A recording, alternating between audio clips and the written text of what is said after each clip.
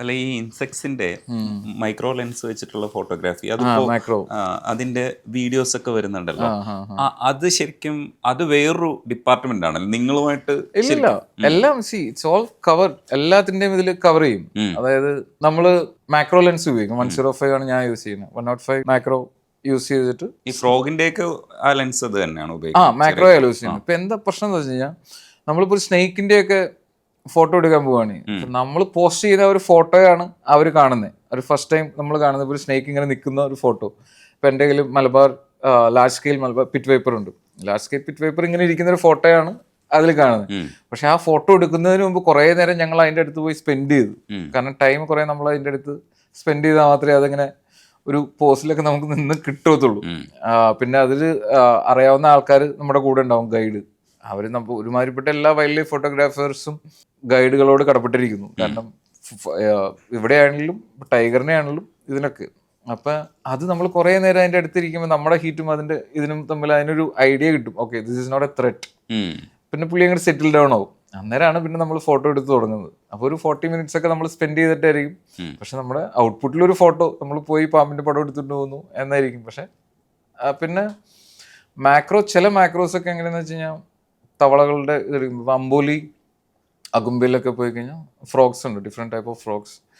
അതൊക്കെ നമ്മൾ കുറച്ച് ഇതാണ്. ഇപ്പം ചിലപ്പോൾ നമ്മൾ നല്ല രീതിയിൽ നല്ല ഹാബിറ്റാറ്റിലൊക്കെ ഇരുന്ന് കിട്ടും, അല്ലെങ്കിൽ ഇച്ചിരി പാടാ.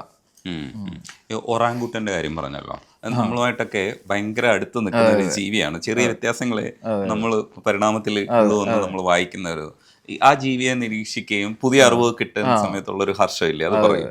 അതൊരു വല്ലാത്ത ഫീൽ. എൻ്റെ ജീവിതത്തിൽ എനിക്ക് ഈ വൈൽഡ് ലൈഫ് ഫോട്ടോഗ്രാഫിയിൽ ഇതുവരെയായിട്ടും ഉള്ളതിൽ മറക്കാൻ പറ്റാത്തൊരു സീനാണ് ഈ ഒരു ട്രിപ്പായിരുന്നു അത്. ഞാൻ 2-3 പ്രാവശ്യം പോയിട്ടുണ്ട് ബോർണിയോയിൽ. ഇപ്പോൾ ഒറാങ്കുട്ടാൻ്റെ ഇത് കേട്ട് കഴിഞ്ഞപ്പോൾ ഇതിനെക്കുറിച്ച് വായിച്ചും എൻ്റെ ഫ്രണ്ടിന് പുള്ളിയുടെ ഇതിൽ നിന്നൊക്കെ പുള്ളി പോയിട്ടുണ്ടായിരുന്നു. പുള്ളിയുടെ ഫോട്ടോ ഒക്കെ കണ്ടു കഴിഞ്ഞപ്പോൾ ഞങ്ങൾ പ്ലാൻ ചെയ്ത് ട്രിപ്പ് ഇട്ടു. പിന്നെ ഞാൻ രണ്ടാമത് വേറെ ഒന്നുകൂടെ പോയി. രണ്ടാമത് പോയപ്പോഴാണ് ഇവർ 97% ഓഫ് DNA മാച്ചസ് വിത്ത് ഹ്യൂമനാണ് ഇവരുടെ. അപ്പോൾ ശരിക്കും പറഞ്ഞൊരു ബെറ്റർ ഹ്യൂമൻ എന്ന് വിളിക്കാൻ വേണ്ടി നമുക്ക് നമ്മളെക്കാളും ബെറ്റർ. അപ്പോൾ അവർ വിളിക്കുന്നത് തന്നെ മാൻ ഓഫ് ദ ഫോറസ്റ്റ് എന്ന് പറയാം ഒറാങ്കുട്ടാൻ. അപ്പോൾ ഇതിനെ കിട്ടണമെന്നുണ്ടെങ്കിൽ ബോർണിയോ എന്നുള്ള ഐലൻഡാണ് ഇൻ ബിറ്റ്വീൻ മലേഷ്യ, ഇന്തോനേഷ്യ, അതിൻ്റെ ഇടയിൽ.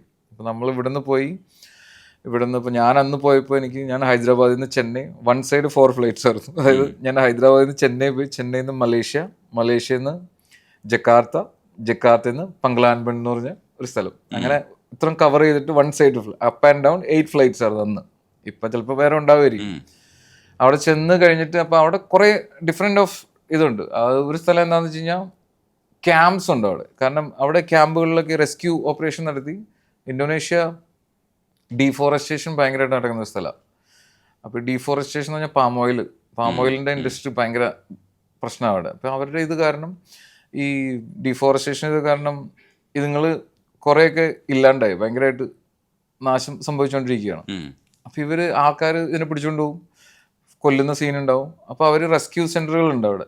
അപ്പോൾ അങ്ങനെയുള്ള സ്ഥലത്ത് നിന്ന് ഇതിനെ രക്ഷിച്ചിട്ട് തിരിച്ചു കൊണ്ടുവന്ന് വീണ്ടും ഇതിനെ റീഹാബിറ്റേറ്റ് ചെയ്യാൻ വേണ്ടിയുള്ള ശ്രമം നടത്തും. അപ്പോൾ അതിന് ഫുഡൊക്കെ കൊടുക്കാനും ഇതൊക്കെ ഉള്ള സ്ഥലങ്ങളുണ്ട്. കാരണം അവർ വൈൽഡിൽ നിന്ന് ആൾക്കാർ പിടിച്ചു കൊണ്ടുപോയതിനെ തിരിച്ചു കൊണ്ടുവന്ന് വീണ്ടും കാട്ടിലേക്ക് ഇടുകയാണ്. അപ്പോൾ ഇവർക്ക് ഫുഡ് അവർ പ്രൊവൈഡ് ചെയ്യുന്നുണ്ട്. അവിടെ ഗവൺമെൻറ്റിൻ്റെ അവർ ഒരുപാട് ചെയ്യുന്നുണ്ട്, ഒരുപാട് നല്ല കാര്യങ്ങൾ ചെയ്യുന്നുണ്ട്. അപ്പോൾ അങ്ങനെയുള്ള സ്ഥലങ്ങളുണ്ട്. ഇപ്പോൾ ടൂറിസ്റ്റുകളൊക്കെ ഒരു പരിധി വരെ പോയി കഴിഞ്ഞാൽ അവിടെ പോയി ഇതിനെ കണ്ടിട്ട് തിരിച്ചു വരും.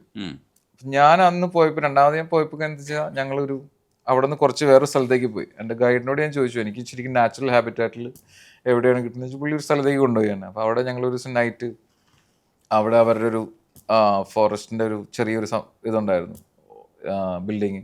അവിടെ രാത്രി താമസിച്ച് അവരുടെ കൂടെ താമസിച്ച് പിറ്റേ ദിവസം ഞങ്ങൾ ചെറിയ സ്മോൾ ബോട്ടിൽ 3 പേർക്ക് ഇരുന്ന് പോകുന്നൊരു ബോട്ടിൽ ഞങ്ങൾ കറങ്ങുകയാണ്. അപ്പോൾ ഇതിനെ ഇങ്ങനെ കാണാൻ വേണ്ടി ഞങ്ങൾ പോണ വഴിക്ക് പുഴ വഴി, അപ്പോൾ അവിടെ ഇതൊക്കെ ഉണ്ട്, ക്രോക്കഡൈൽസ് ഒക്കെ ഉണ്ട് അതിൽ.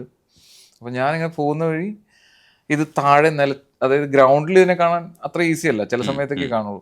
അപ്പം ഇങ്ങനെ താഴെ ഇങ്ങനെ നിര പിടിച്ചിരിക്കുന്നുണ്ട്. അപ്പോൾ ഇത് കണ്ടു കഴിഞ്ഞപ്പോൾ ഭയങ്കര ത്രില്ലടിച്ചിട്ട് ഞാൻ ഗൈഡിനോട് ചോദിച്ചു, can I get down here എന്ന് ചോദിച്ചു. അപ്പോൾ പുള്ളിനോട് പറഞ്ഞു, സുഭാഷ് നമ്മൾ അപ്പുറം ഇപ്പുറം ഇപ്പോൾ ക്രോക്കഡൈലിനെ കണ്ടോളൂ, മുതലുകൾ അവിടെ ഉണ്ടായിരുന്നു ഇവിടെ നിന്ന്. ഞാൻ പുള്ളിയോട് പറഞ്ഞൊരു കാര്യം ചെയ്യും, താങ്കൾ അവിടെ പോയി നിൽക്കും, ബോട്ട് ഓടിക്കുന്ന ആൾ ഇവിടെ നിൽക്കട്ടെ, ഞാൻ എന്തായാലും കിട്ടിയ അവസരം എനിക്ക് കളയാൻ പറ്റില്ല എന്നും പറഞ്ഞ ക്ലിയർ വാട്ടർ ആയിരുന്നു. ഞാൻ ഇറങ്ങി കുറച്ച് ഫോട്ടോസൊക്കെ എടുത്തു. നല്ല എനിക്ക് ഇഷ്ടപ്പെട്ട കുറേ ഫ്രെയിമുകൾ ഉണ്ടായിരുന്നു. അതൊക്കെ അത് എടുത്തിട്ട് പിന്നെ ഞങ്ങൾ നടന്നു അകത്തേക്ക്. കുറേ നടന്നു പോകുന്ന വഴിക്ക് ഒരു മരത്തിൻ്റെ മുകളിലൊരു ഒറാങ്ങോട്ടാൻ ഇങ്ങനെ ഇരിക്കുക. അപ്പോൾ ഞാൻ ഡിഫറെൻറ്റ് ഫ്രെയിമൊക്കെ എടുക്കാൻ വേണ്ടി ഞാൻ നിലത്തേക്ക് ഇങ്ങനെ കിടന്നൊക്കെ എടുക്കുകയാണ്. അപ്പോൾ പുള്ളി പറഞ്ഞു ഒന്നുമില്ല, ഒരു കുഴപ്പമില്ല, എല്ലാം ഓക്കെയാണ്, you do whatever you want എന്ന് പറഞ്ഞു.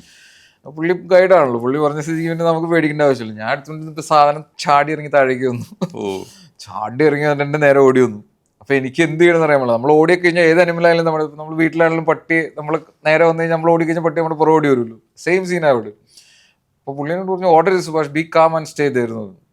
ഞാൻ പറഞ്ഞു ശരി നിൽക്കാം. വീട്ടിൽ ഭാര്യയും കൊച്ചുമൊക്കെ ഓർമ്മകളായി ഉള്ളിയുടെ വരികയാണ്. കാരണം ഈ സാധനം വൈൽഡ് അനിമലാണ്. എന്ത് പറഞ്ഞിട്ട് അതിനാണ് ഭയങ്കര സ്ട്രോങ് ആയ നമുക്ക്. ഇതെൻ്റെ അടുത്തേക്ക് വന്നിട്ട് ആദ്യം എന്നെ ഇങ്ങനെ നോക്കി സ്നിഫ് ചെയ്തു. എന്നിട്ട് കയറി പിടിച്ച സ്ഥലം പറയാൻ പറ്റില്ല, ഒരു പിടുത്തമായിരുന്നു. സ്വർഗം കണ്ടു ശരിക്കും പറഞ്ഞു ഞാൻ. അത് കഴിഞ്ഞിട്ട് എൻ്റെ ക്യാമറയിൽ എൻ്റെ കയ്യിൽ പിടിച്ച് ടച്ച് ചെയ്യല്ല, എൻ്റെ ഫോട്ടോ ഒക്കെ ഉണ്ട്, ഞാൻ തരാം. ടച്ച് ചെയ്യല്ല എഴുതി, ഇങ്ങനെ പിടിക്കും, ഇങ്ങനെ പിടിച്ചു. അത് കഴിഞ്ഞിട്ട് എൻ്റെ നേരെ നോക്കി ക്യാമറയിലേക്ക് നോക്കി കുറേ നേരമൊക്കെ നിന്നു. അത് കഴിഞ്ഞപ്പോൾ ഞാൻ കൂളായി. അപ്പോൾ എനിക്ക് മനസ്സിലായി ഒന്നും ഉപദ്രവിക്കൊന്നുമില്ലായിരിക്കും. പിന്നെ പുള്ളി കൂളായിട്ട് എൻ്റെ അടുത്ത് നിൽക്കുകയാണ്. പിന്നെ ഞാൻ അവിടെ കൂളായിട്ട് വന്നു. പുള്ളി എൻ്റെ സൈഡിൽ അവിടെ വന്നിരുന്നു.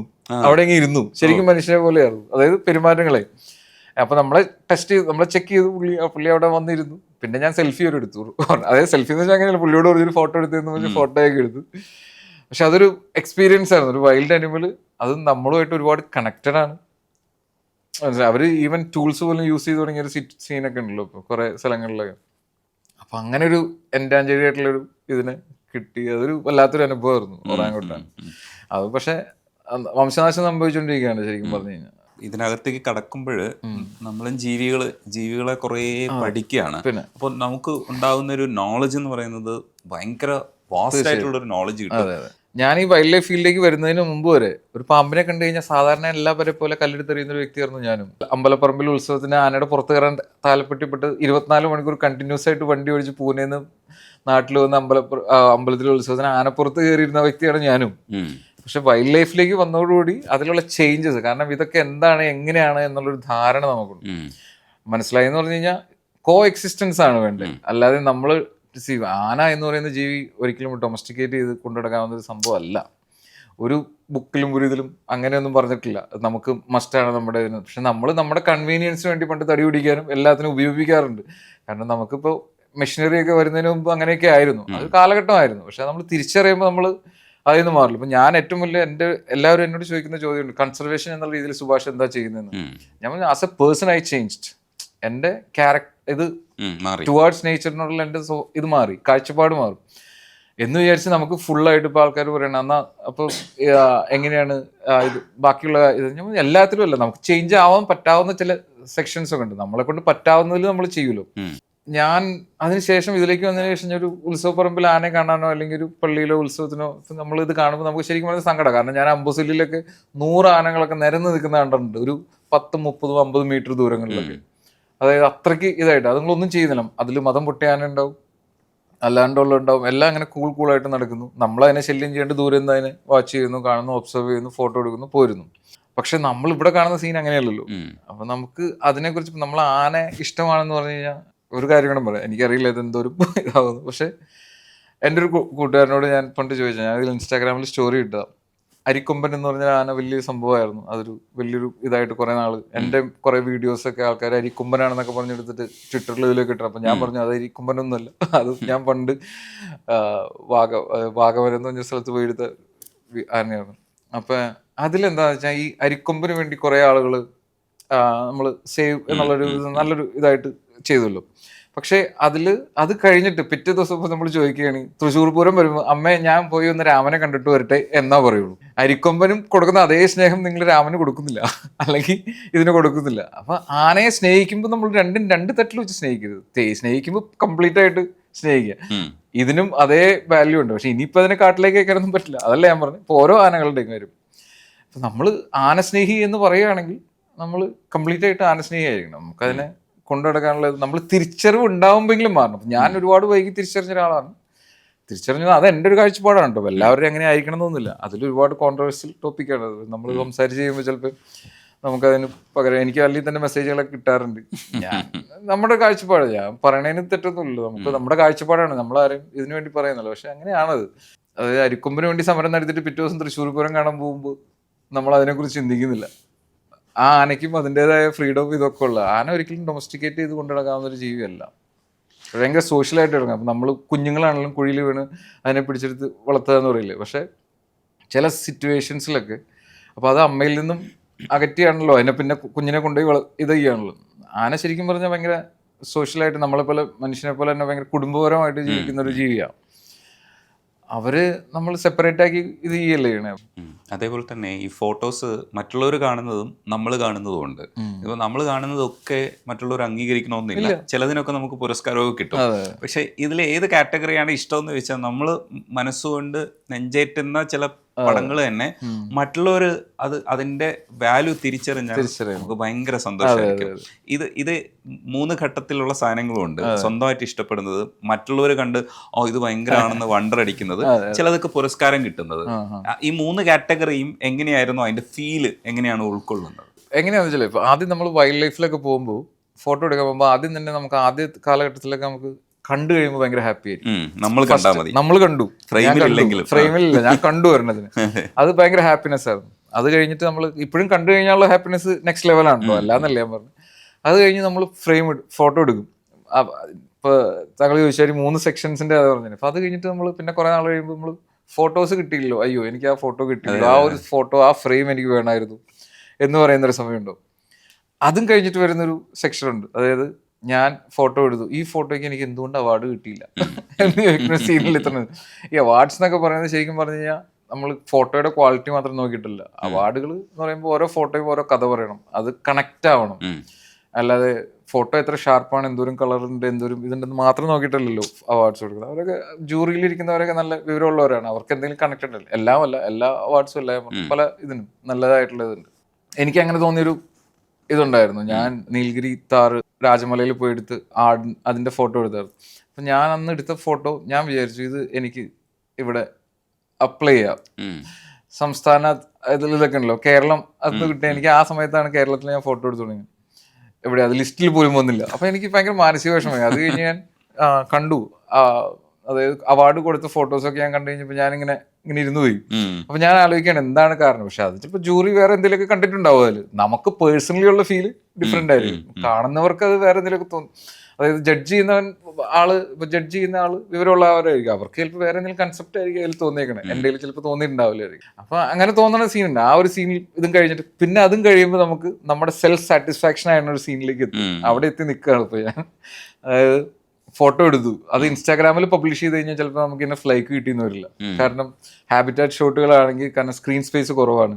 അപ്പോൾ നമ്മളത് പോസ്റ്റ് ചെയ്ത് കഴിഞ്ഞാൽ ചിലപ്പോൾ ആൾക്കാരിലേക്ക് അതിനെ എത്തില്ല. പക്ഷെ അത് ബിഗ് സ്ക്രീനിൽ നമ്മൾ എവിടെയെങ്കിലും കാണിക്കുമ്പോൾ അതിന്റെ ഒരു ലുക്ക് ഭയങ്കര ഡിഫറെന്റ് ആയിരിക്കും. കാരണം ഒരു ഹാബിറ്റാറ്റ് എല്ലാം കൂടെ അതിന്റെ നടുക്ക് എവിടെയെങ്കിലും ഒരു സബ്ജക്ട് നിൽക്കുന്നു.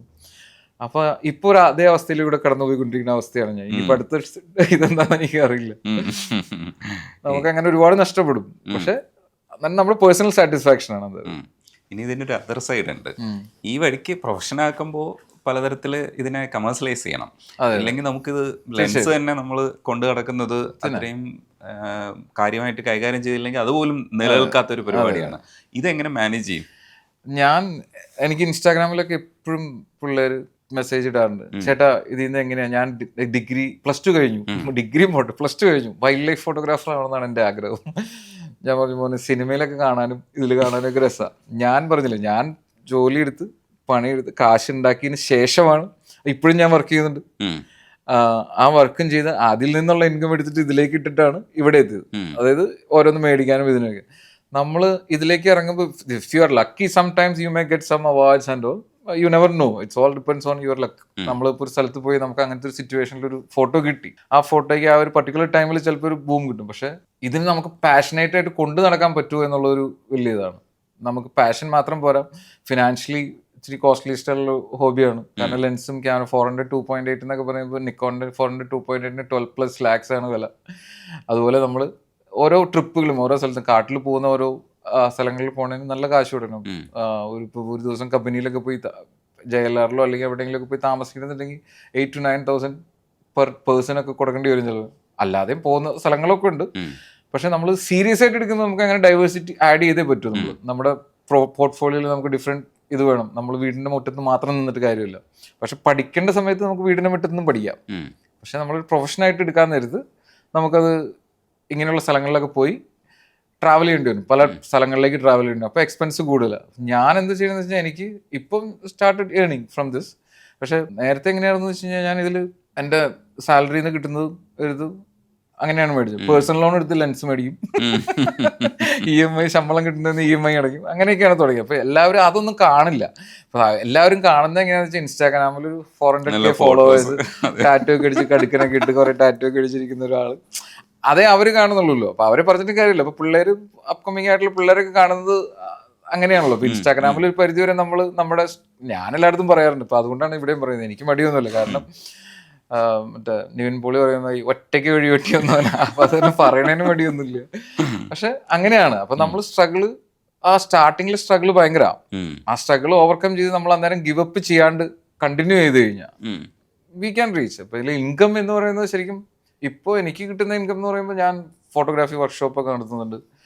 പിന്നെ ഇൻസ്റ്റാഗ്രാമിൽ ഇപ്പോൾ നമുക്ക് കൊളാബ്സ് ഒക്കെ വരും. പിന്നെ മൊബൈൽ ബ്രാൻഡിൻ്റെ കോൺട്രാക്റ്റുകളും പിന്നെ കുറച്ച് പ്രൊജക്റ്റുകളൊക്കെ വരും, വീഡിയോ പ്രൊജക്റ്റുകൾ വരും. നമുക്ക് വീഡിയോ ഒക്കെ ഞാൻ ആദ്യം പറഞ്ഞ കഴിഞ്ഞ ലാസ്റ്റ് വീക്ക് ഒരു മൂവിക്ക് വേണ്ടി, ഒരു ഹിന്ദി മൂവിക്ക് വേണ്ടി അവർക്ക് കണ്ടന്റ് വേണം, ഇപ്പോൾ അത് കൊടുത്തു. അങ്ങനെയൊക്കെ കിട്ടും നമുക്ക്. അപ്പോൾ അത് നമ്മൾ അതിലെത്താൻ കുറേ സമയം എടുക്കും. അതിലെത്തണം എന്നുണ്ടെങ്കിൽ നമ്മുടെ വീഡിയോ ക്വാളിറ്റി മാത്രം പോരാ. അവിടെയാണ് ഒരു പ്രശ്നം. ഈ പണ്ടൊക്കെ ആയിരുന്നെങ്കിൽ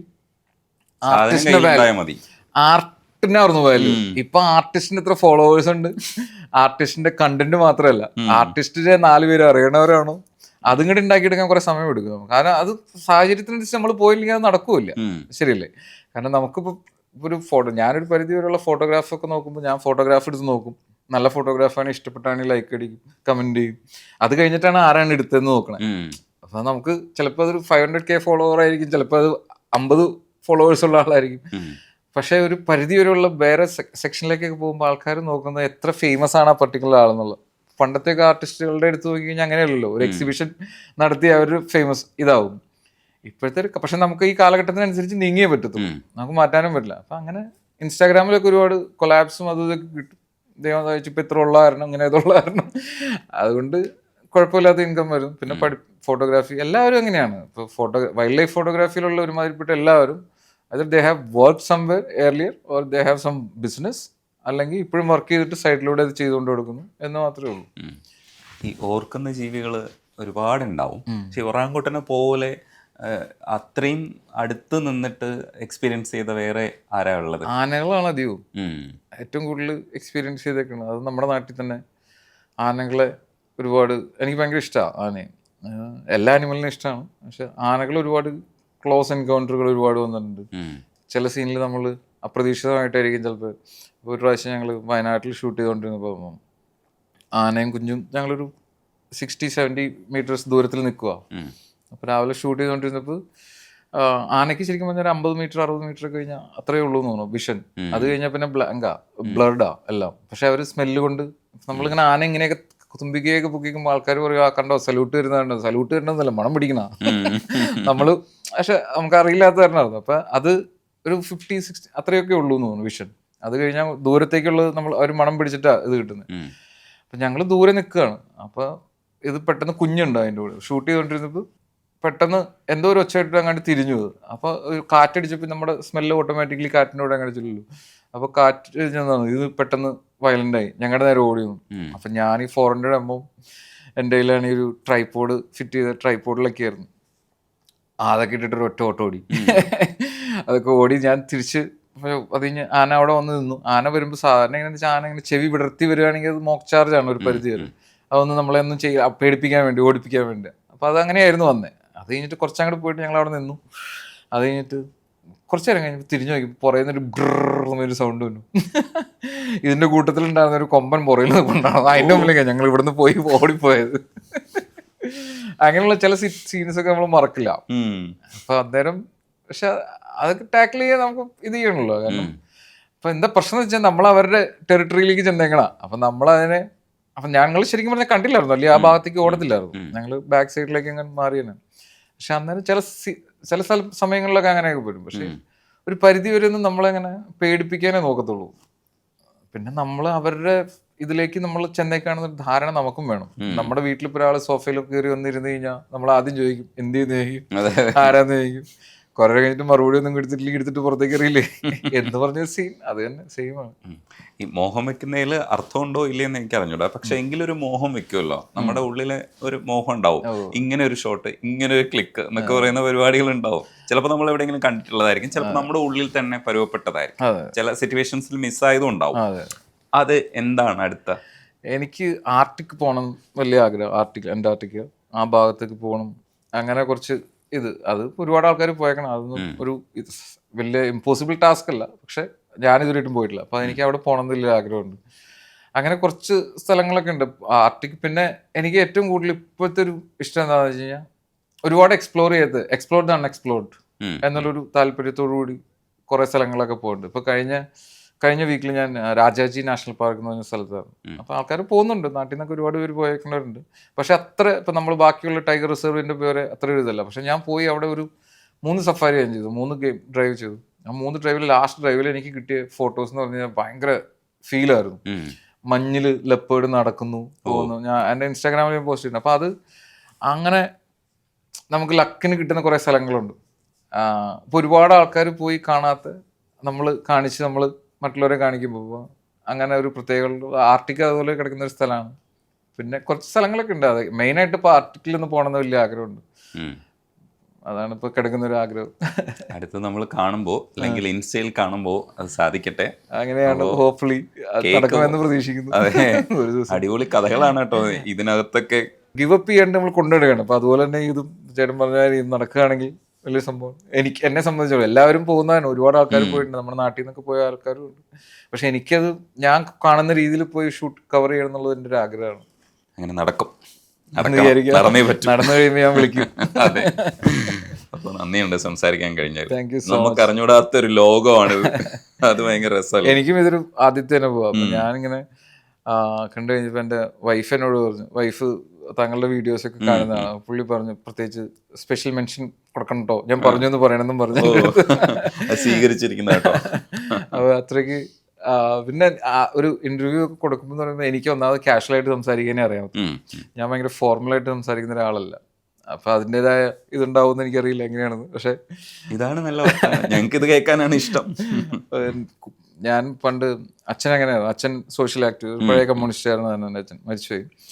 അപ്പം അച്ഛൻ ഒരുപാട് സംസാരിക്കും. എൻ്റെ കൂട്ടുകാരൊക്കെ വീട്ടിലേക്ക് വരുമ്പോഴത്തേക്കും അവരാദ്യം എന്നോട് ചോദിക്കും അച്ഛൻ വീട്ടിലുണ്ടോ എന്ന് പോവാന്ന് പറയും. എന്നാ പിന്നെ വരാന്ന് പറയും. കാരണം വന്നു കഴിഞ്ഞാൽ ഇവര് അച്ഛൻ കത്തി വയ്ക്കും എന്ന് പറഞ്ഞ ഒരേ അവസ്ഥയാണ് എൻ്റെ. ഞാനും വീട്ടില് വൈഫ് എപ്പോഴും പറയും സുഭാഷിൻ്റെ കൂടെ ഒരാൾ ട്രെയിനിലായിക്കോട്ടെ, ഫ്ലൈറ്റിലായിക്കോട്ടെ, ഓട്ടോറിക്ഷയിലായിക്കോട്ടെ യാത്ര ചെയ്യുകയാണെങ്കിൽ by the time you reach the destination the other person will be knowing how many loans you have, how many places you travel, എങ്ങനെയൊക്കെയായിരുന്നു ജീവിതം എന്നുള്ള എല്ലാം പറയുന്നത്. എനിക്ക് ഹൈഡ് അറിയാൻ പാടില്ല. ഒരു പരിധി വരെയുള്ള ഒരു കാര്യങ്ങളും ഹൈഡ് ചെയ്യേണ്ട വളരെ ചെറിയതായിട്ടുള്ള കാര്യങ്ങൾ മാത്രമേ ഹൈഡ് ചെയ്യാൻ അറിയാവുള്ളൂ. അല്ലെങ്കിൽ ഞാൻ ഓപ്പൺ ബുക്കാണ്.